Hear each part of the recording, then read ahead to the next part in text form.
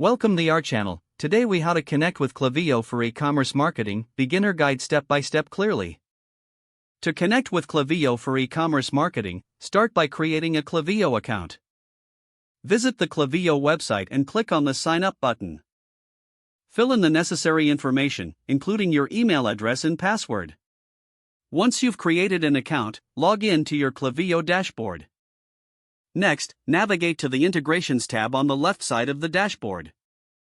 In the Integrations section, look for your e-commerce platform.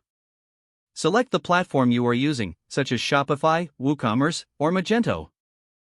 Click on the corresponding integration link to get detailed setup instructions. Follow the specific steps provided for your platform to install the Klaviyo app or plugin.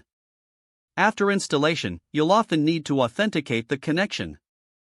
This may require logging into your store account to grant permissions.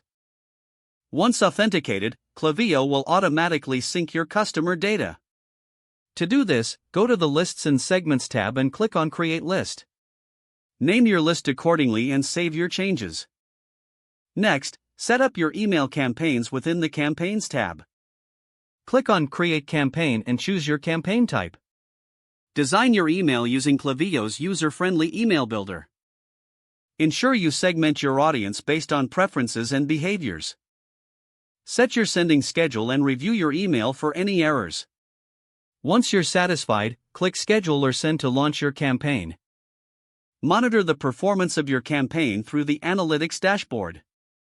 Review metrics like open rates, click-through rates, and conversions. Use this data to optimize future campaigns for better results. That's it. You have successfully connected Klaviyo to enhance your e-commerce marketing efforts.